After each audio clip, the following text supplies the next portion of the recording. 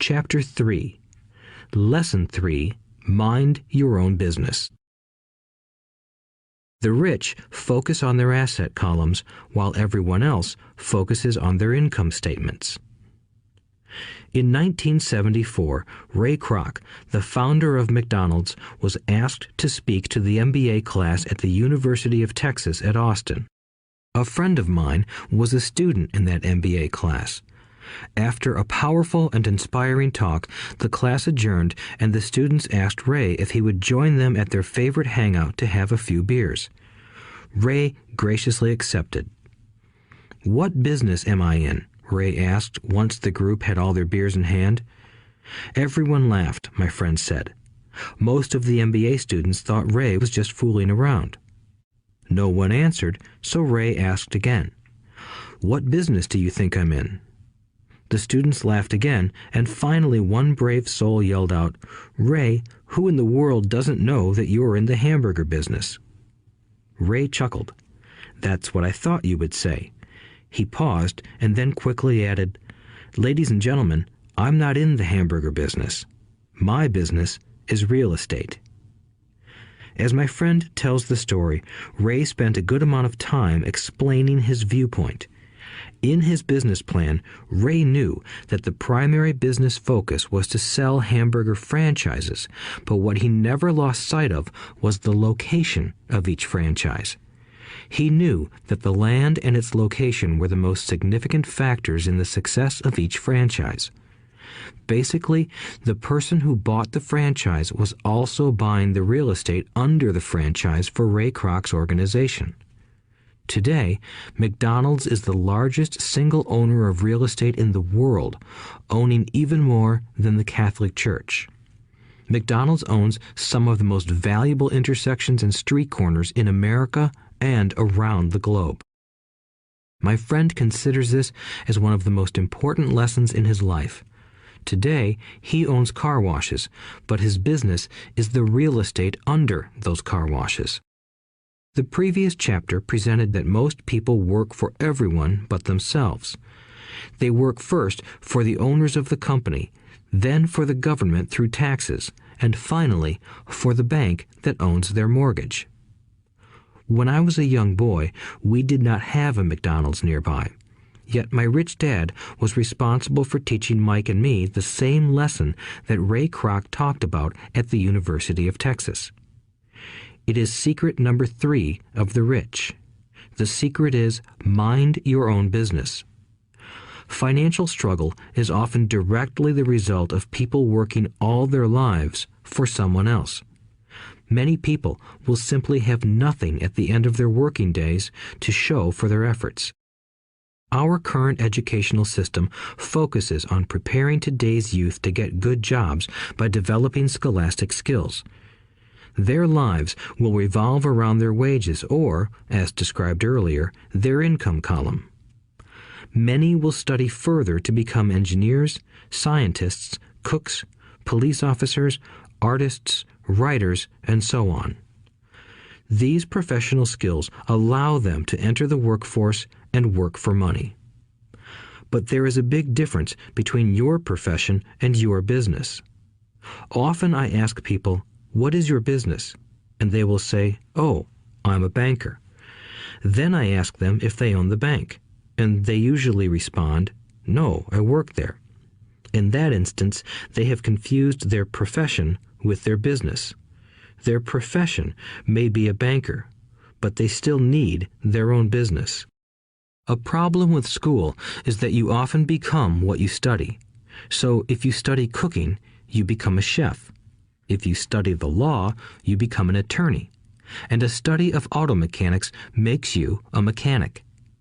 The mistake in becoming what you study is that too many people forget to mind their own business. They spend their lives minding someone else's business and making that person rich. To become financially secure, a person needs to mind their own business.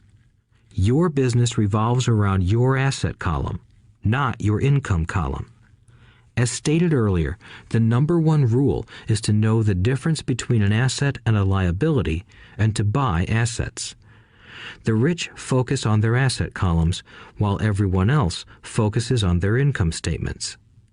That is why we hear so often, "I need a raise. If only I had a promotion. I am going back to school to get more training so I can get a better job. I am going to work overtime. Maybe I can get a second job." In some circles, these are sensible ideas, but you are still not minding your own business. These ideas all still focus on the income column and will only help a person become more financially secure if the additional money is used to purchase income-generating assets. The primary reason the majority of the poor and middle class are fiscally conservative, which means I can't afford to take risks, is that they have no financial foundation. They have to cling to their jobs and play it safe. When downsizing became the in thing to do, millions of workers found out their largest so-called asset, their home, was eating them alive. Their asset was costing them money every month. Their car, another asset, was eating them alive. The golf clubs in the garage that cost $1,000 were not worth $1,000 anymore. Without job security, they had nothing to fall back on. What they thought were assets could not help them survive in a time of financial crisis. I assume most of us have filled out a credit application to buy a house or a car. It's always interesting to look at the net worth section because of what accepted banking and accounting practices allow a person to count as assets. One day when I wanted a loan, my financial position did not look too good. So I added my new golf clubs, my art collection, books, electronics, Armani suits, wristwatches, shoes, and other personal effects to boost the number in the asset column. But I was turned down because I had too much investment real estate. The loan committee didn't like that I made so much money from rent. They wanted to know why I did not have a normal job with a salary. They did not question the Armani suits, golf clubs, or art collection. Life is sometimes tough when you do not fit the standard profile. I cringe every time I hear someone say to me that their net worth is $1 million or $100,000 or whatever. One of the main reasons net worth is not accurate is simply because the moment you begin selling your assets, you are taxed for any gains. So many people have put themselves in deep financial trouble when they run short of income. To raise cash, they sell their assets, but their personal assets can generally be sold for only a fraction of the value that is listed on their personal balance sheet. Or, if there is a gain on the sale of the assets, they are taxed on the gain. So again, the government takes its share, thus reducing the amount available to help them out of debt. That is why I say someone's net worth is often worth less than they think. Start minding your own business. Keep your daytime job, but start buying real assets, not liabilities or personal effects that have no real value once you get them home. A new car loses nearly 25% of the price you pay for it the moment you drive it off the lot. It is not a true asset even if your banker lets you list it as one. My $400 new titanium driver was worth $150 the moment I teed off. Keep expenses low, reduce liabilities, and diligently build a base of solid assets. For young people who have not yet left home, it is important for parents to teach them the difference between an asset and a liability. Get them to start building a solid asset column before they leave home, get married, buy a house, have kids, and get stuck in a risky financial position, clinging to a job and buying everything on credit.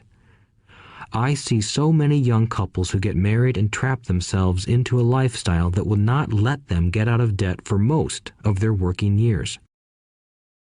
For many people, just as the last child leaves home, the parents realize they have not adequately prepared for retirement and they begin to scramble to put some money away. Then their own parents become ill and they find themselves with new responsibilities. So what kind of assets am I suggesting that you or your children acquire? In my world, real assets fall into the following categories. businesses that do not require my presence. I own them, but they are managed or run by other people. If I have to work there, it's not a business. It becomes my job. Stocks, bonds, income-generating real estate, notes, IOUs, royalties from intellectual property such as music, scripts, and patents. Anything else that has value, produces income, or appreciates, and has a ready market. As a young boy, my educated dad encouraged me to find a safe job, but my rich dad encouraged me to begin acquiring assets that I loved. If you don't love it, you won't take care of it. I collect real estate simply because I love buildings and land. I love shopping for them, and I could look at them all day long. When problems arise, the problems aren't so bad that it changes my love for real estate. For people who hate real estate, they shouldn't buy it. I also love stocks of small companies, especially startups, because I am an entrepreneur, not a corporate person. In my early years, I worked in large organizations such as Standard Oil of California, the U.S. Marine Corps, and Xerox Corporation. I enjoyed my time with those organizations and have fond memories, but I know deep down I am not a company man. I like starting companies, not running them. So my stock buys are usually of small companies. Sometimes I even start the company and take it public. Fortunes are made in new stock issues, and I love the game. Many people are afraid of small cap companies and call them risky, and they are. But that risk is diminished if you love what the investment is, understand it, and know the game. With small companies, my investment strategy is to be out of the stock in a year. On the other hand, my real estate strategy is to start small and keep trading up for bigger properties, and, therefore, delay paying taxes on the gain. This allows the value to increase dramatically. I generally hold real estate less than 7 years. For years, even while I was with the Marine Corps and Xerox, I did what my rich dad recommended. I kept my day job, but I still minded my own business. I was active in my asset column trading real estate and small stocks. Rich Dad always stressed the importance of financial literacy. The better I was at understanding the accounting and cash management, the better I would be at analyzing investments and eventually starting and building my own company. I don't encourage anyone to start a company unless they really want to.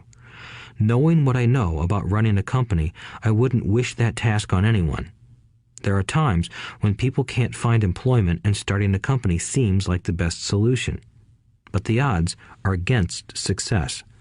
9 out of 10 companies fail in 5 years. Of those that survive the first 5 years, 9 out of every 10 of those eventually fail as well. So only if you really have the desire to own your own company do I recommend it. Otherwise, keep your day job and mind your own business. When I say mind your own business, I mean to build and keep your asset column strong. Once a dollar goes into it, never let it come out. Think of it this way. Once a dollar goes into your asset column, it becomes your employee. The best thing about money is that it works 24 hours a day and can work for generations. Keep your day job, be a great hard-working employee, but keep building that asset column. As your cash flow grows, you can indulge in some luxuries. An important distinction is that rich people buy luxuries last, while the poor and middle class tend to buy luxuries first. The poor and the middle class often buy luxury items like big houses, diamonds, furs, jewelry, or boats because they want to look rich. They look rich, but in reality they just get deeper in debt on credit. The old money people, the long-term rich, build their asset column first. Then the income generated from the asset column buys their luxuries. The poor and middle class buy luxuries with their own sweat, blood, and children's inheritance. A true luxury is a reward for investing in and developing a real asset. For example, when my wife Kim and I had extra money coming from our apartment houses, she went out and bought her Mercedes. It didn't take any extra work or risk on her part because the apartment house bought the car. She did, however, have to wait 4 years while the real estate investment portfolio grew and began generating enough extra cash flow to pay for the car. But the luxury, the Mercedes, was a true reward because she proved she knew how to grow her asset column. That car now means a lot more to her than simply another pretty car. It means she used her financial intelligence to afford it. Instead, most people impulsively go out and buy a new car or some other luxury on credit. They may feel bored and just want a new toy. Buying a luxury on credit often causes a person to eventually resent that luxury because the debt becomes a financial burden. After you've taken the time and invested in and built your own business, you are now ready to learn the biggest secret of the rich, the secret that puts the rich way ahead of the pack. Chapter 4. Lesson 4. The History of Taxes and the Power of Corporations. My rich dad just played the game smart, and he did it through corporations, the biggest secret of the rich. I remember in school being told the story of Robin Hood and his merry men. My teacher thought it was a wonderful story of a romantic hero who robbed from the rich and gave to the poor. My rich dad did not see Robin Hood as a hero. He called Robin Hood a crook. Robin Hood may be long gone, but his followers live on. I often still hear people say, "Why don't the rich pay for it?" or "The rich should pay more in taxes and give it to the poor."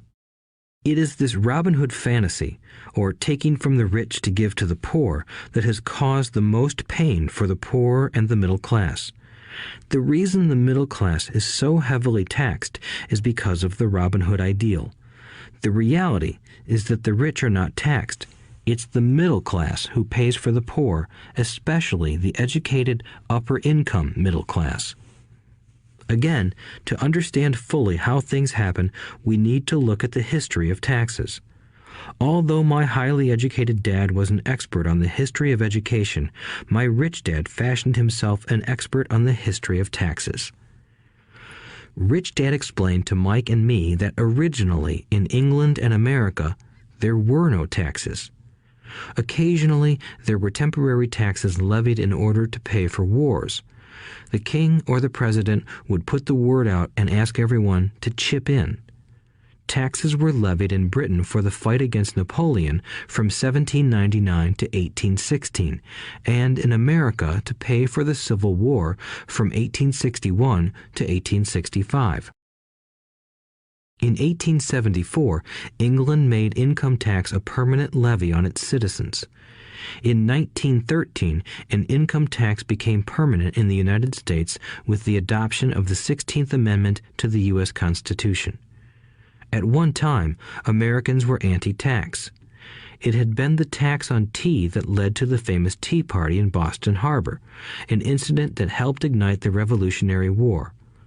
It took approximately 50 years in both England and the United States to sell the idea of a regular income tax. What these historical dates fail to reveal is that both of these taxes were initially levied against only the rich. It was this point that Rich Dad wanted Mike and me to understand. He explained that the idea of taxes was made popular and accepted by the majority by telling the poor and the middle class that taxes were created only to punish the rich. This is how the masses voted for the law, and it became constitutionally legal. Although it was intended to punish the rich, in reality it wound up punishing the very people who voted for it, the poor and middle class. Once government got a taste of money, its appetite grew, said Rich Dad. Your dad and I are exactly opposite. He's a government bureaucrat, and I am a capitalist. We get paid, and our success is measured on opposite behaviors. He gets paid to spend money and hire people. The more he spends and the more people he hires, the larger his organization becomes. In the government, a large organization is a respected organization. On the other hand, within my organization, the fewer people I hire and the less money I spend, the more I am respected by my investors. That's why I don't like government people. They have different objectives than most business people. As the government grows, more and more tax dollars are needed to support it. My educated dad sincerely believed that government should help people. He loved John F. Kennedy and especially the idea of the Peace Corps. He loved the idea so much that both he and my mom worked for the Peace Corps, training volunteers to go to Malaysia, Thailand, and the Philippines. He always strived for additional grants and budget increases so he could hire more people, both in his job with the Education Department and in the Peace Corps. From the time I was about 10 years old, I would hear from my rich dad that government workers were a pack of lazy thieves, and from my poor dad I would hear how the rich were greedy crooks who should be made to pay more taxes. Both sides had valid points. It was difficult to go to work for one of the biggest capitalists in town and come home to a father who was a prominent government leader. It was not easy to know which dad to believe. Yet, when you study the history of taxes, an interesting perspective emerges. As I said, the passage of taxes was only possible because the masses believed in the Robin Hood theory of economics. Take from the rich and give to everyone else. The problem was that the government's appetite for money was so great that taxes soon needed to be levied on the middle class, and from there it kept trickling down. However, the rich saw an opportunity because they don't play by the same set of rules. The rich knew about corporations, which became popular in the days of sailing ships. The rich created the corporation as a vehicle to limit their risk to the assets of each voyage. The rich put their money into a corporation to finance the voyage. The corporation would then hire a crew to sail to the New World to look for treasure.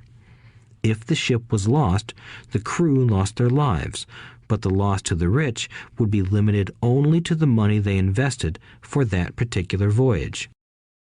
It is the knowledge of the legal corporate structure that really gives the rich a vast advantage over the poor and middle class. Having two fathers teaching me, one a socialist and the other a capitalist, I quickly began to realize that the philosophy of the capitalist made more financial sense to me.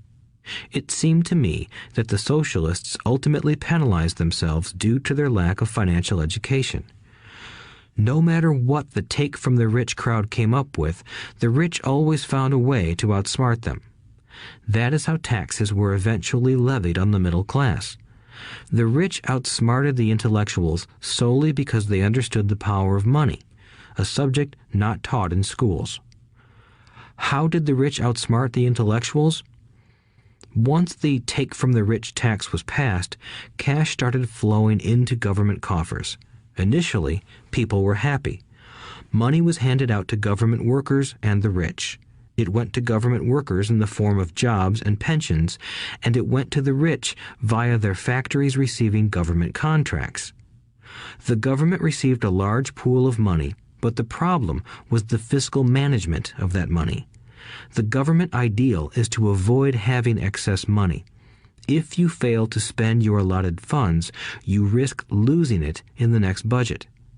You would certainly not be recognized for being efficient. Business people, on the other hand, are rewarded for having excess money and are applauded for their efficiency. As this cycle of growing government spending continued, the demand for money increased, and the tax the rich idea was adjusted to include lower income levels down to the very people who voted it in, the poor and the middle class. True capitalists used their financial knowledge to simply find an escape. They headed back to the protection of a corporation.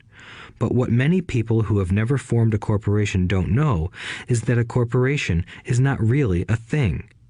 A corporation is merely a file folder with some legal documents in it, sitting in some attorney's office and registered with a state government agency.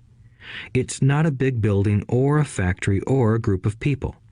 A corporation is merely a legal document that creates a legal body without a soul. Using it, the wealth of the rich was once again protected. It was popular because the income tax rate of a corporation is less than the individual income tax rates. In addition, certain expenses could be paid by a corporation with pre-tax dollars. This war between the haves and have-nots has raged for hundreds of years. The battle is waged whenever and wherever laws are made, and it will go on forever. The problem is that the people who lose are the uninformed, the ones who get up every day and diligently go to work and pay taxes. If they only understood the way the rich play the game, they could play it too. Then they would be on their way to their own financial independence. This is why I cringe every time I hear a parent advise their children to go to school so they can find a safe, secure job. An employee with a safe, secure job without financial aptitude has no escape. Average Americans today work 5 to 6 months for the government just to cover their taxes. In my opinion, that is simply too long. The harder you work, the more you pay the government. That is why I believe that the idea of take from the rich backfired on the very people who voted it in. Every time people try to punish the rich don't simply comply. They react. They have the money, power, and intent to change things. They don't just sit there and voluntarily pay more taxes. Instead, they search for ways to minimize their tax burden. They hire smart attorneys and accountants and persuade politicians to change laws or create legal loopholes. They use their resources to effect change. The tax code of the United States also allows other ways to reduce taxes. Most of these vehicles are available to anyone, but it is the rich who find them because they are minding their own business. For example, 1031 is jargon for Section 1031 of the Internal Revenue Code, which allows a seller to delay paying taxes on a piece of real estate that is sold for a capital gain through an exchange for a more expensive piece of real estate. Real estate is one investment vehicle that has a great tax advantage. As long as you keep trading up in value, you will not be taxed on the gains until you liquidate. People who don't take advantage of these legal tax savings are missing a great opportunity to build their asset columns. The poor and middle class don't have the same resources. They sit there and let the government's needles enter their arm and allow the blood donation to begin. Today, I am constantly shocked at the number of people who pay more taxes or take fewer deductions simply because they are afraid of the government. I have friends who have had their businesses shut down and destroyed, only to find out it was a mistake on the part of the government. I realize all that, but the price of working from January to May is a high price to pay for that intimidation. My poor dad never fought back. My rich dad didn't either. He just played the game smarter, and he did it through corporations, the biggest secret of the rich. You may remember the first lesson I learned from my rich dad. I was a little boy of 9 who had to sit and wait for him to choose to talk to me. I sat in his office waiting for him to get to me. He was ignoring me on purpose. He wanted me to recognize his power and to desire to have that power for myself one day. During all the years I studied and learned from him, he always reminded me that knowledge is power. And with money comes great power that requires the right knowledge to keep it and make it multiply. Without that knowledge, the world pushes you around. Rich Dad constantly reminded Mike and me that the biggest bully was not the boss or the supervisor, but the tax man. The tax man will always take more if you let him. The first lesson of having money work for you, as opposed to you working for money, is all about power. If you work for money, you give the power to your employer. If money works for you, you keep the power and control it.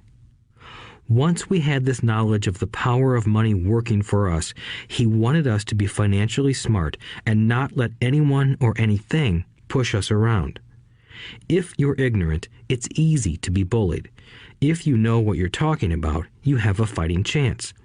That is why he paid so much for smart tax accountants and attorneys. It was less expensive to pay them than to pay the government. His best lesson to me was, be smart and you won't be pushed around as much. He knew the law because he was a law-abiding citizen and because it was expensive to not know the law. If you know you're right, you're not afraid of fighting back, even if you are taking on Robin Hood and his band of merry men. My highly educated dad always encouraged me to land a good job with a strong corporation. He spoke of the virtues of working your way up the corporate ladder. He didn't understand that, by relying solely on a paycheck from a corporate employer, I would be a docile cow ready for milking. When I told my rich dad of my father's advice, he only chuckled. "Why not own the ladder?" was all he said. As a young boy, I did not understand what Rich Dad meant by owning my own corporation. It was an idea that seemed impossible and intimidating. Although I was excited by the idea, my inexperience wouldn't let me envision the possibility that grown-ups would someday work for a company I would own. The point is that, if not for my rich dad, I would have probably followed my educated dad's advice. It was merely the occasional reminder of my rich dad that kept the idea of owning my own corporation alive and kept me on a different path. By the time I was 15 or 16, I knew I wasn't going to continue down the path my educated dad recommended. I didn't know how I was going to do it, but I was determined not to head in the direction most of my classmates were heading. That decision changed my life.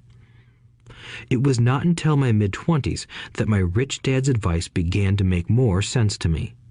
I was just out of the Marine Corps and working for Xerox. I was making a lot of money, but every time I looked at my paycheck, I was disappointed. The deductions were so large, and the more I worked, the greater they became. As I became more successful, my bosses talked about promotions and raises.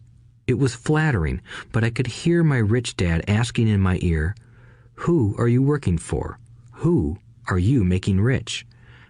In 1974, while still an employee for Xerox, I formed my first corporation and began minding my own business.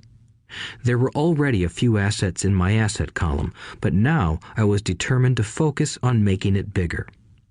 Those paychecks, with all the deductions, made all the years of my rich dad's advice make total sense. I could see the future if I followed my educated dad's advice. Many employers feel that advising their workers to mind their own business is bad for business.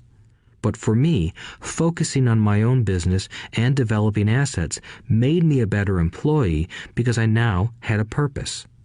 I came in early and worked diligently, amassing as much money as possible so I could invest in real estate. Hawaii was just set to boom, and there were fortunes to be made. The more I realized that we were in the beginning stages of a boom, the more Xerox machines I sold. The more I sold, the more money I made, and, of course, the more deductions came out of my paycheck. It was inspiring. I wanted out of the employee trap so badly that I worked even harder so I could invest more. By 1978, I was consistently one of the top 5 salespeople at the company. I badly wanted out of the rat race. In less than 3 years, I was making more in my real estate holding corporation than I was making at Xerox, and the money I was making in my asset column in my own corporation was money working for me, not me pounding on doors selling copiers. My rich dad's advice made much more sense. Soon, the cash flow from my properties were so strong that my company bought me my first Porsche. My fellow Xerox salespeople thought I was spending my commissions. I wasn't. I was investing my commissions in assets. My money was working hard to make more money. Each dollar in my asset column was a great employee, working hard to make more employees and buy the boss a new Porsche with before-tax dollars. I began to work harder for Xerox. The plan was working, and my Porsche was the proof. By using the lessons I learned from my rich dad, I was able to get out of the proverbial rat race at an early age. It was made possible because of the strong financial knowledge I had acquired through Rich Dad's lessons. Without this financial knowledge, which I call financial intelligence or financial IQ, my road to financial independence would have been much more difficult. I now teach others in the hope that I may share my knowledge with them. I remind people that financial IQ is made up of knowledge from 4 broad areas of expertise. 1. Accounting. Accounting is financial literacy or the ability to read numbers. This is a vital skill if you want to build an empire. The more money you are responsible for, the more accuracy is required, or the house comes tumbling down. This is the left brain side, or the details. Financial literacy is the ability to read and understand financial statements, which allows you to identify the strengths and weaknesses of any business. 2. Investing. Investing is the science of money making money. This involves strategies and formulas which use the creative right brain side. 3. Understanding markets. Understanding markets is the science of supply and demand. You need to know the technical aspects of the market, which are emotion-driven, in addition to the fundamental or economic aspects of an investment. Does an investment make sense or does it not make sense based on current market conditions?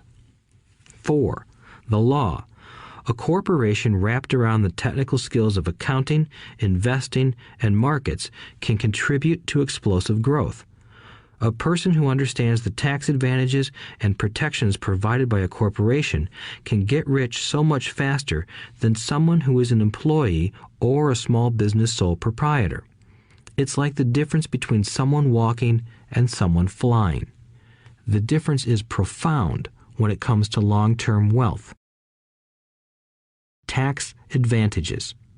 A corporation can do many things that an employee cannot, like pay expenses before paying taxes. That is a whole area of expertise that is very exciting. Employees earn and get taxed and then try to live on what is left.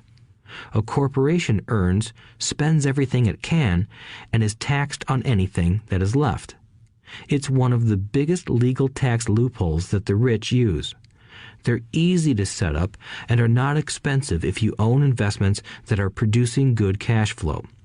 For example, by owning your own corporation, your vacations can be board meetings in Hawaii. Car payments, insurance, repairs, and health club memberships are company expenses. Most restaurant meals are partial expenses and on. But it's done legally with pre-tax dollars. Protection from lawsuits. We live in a litigious society. Everybody wants a piece of your action. The rich hide much of their wealth using vehicles such as corporations and trusts to protect their assets from creditors. When someone sues a wealthy individual, they are often met with layers of legal protection and often find that the wealthy person actually owns nothing. They control everything, but own nothing. The poor and middle class try to own everything and lose it to the government or to fellow citizens who like to sue the rich. They learned it from the Robin Hood story. Take from the rich and give it to the poor. It is not the purpose of this audiobook to go into the specifics of owning a corporation, but I will say that if you own any kind of legitimate assets, I would consider finding out more about the benefits and protection offered by a corporation as soon as possible. There are many books written on the subject that will detail the benefits and even walk you through the steps necessary to set up a corporation. Garrett Sutton's books on corporations provide wonderful insight into the power of personal corporations. Financial IQ is actually the synergy of many skills and talents. I would say it is the combination of the 4 technical skills listed above that make up basic financial intelligence. If you aspire to great wealth, it is the combination of these skills that will greatly amplify your financial intelligence. In summary, business owners with corporations 1. Earn, 2. Spend, 3. Pay taxes. Employees who work for corporations 1. Earn, 2. Pay taxes, 3. Spend. As part of your overall financial strategy, I recommend that you learn about the protection that legal entities can provide for businesses and assets.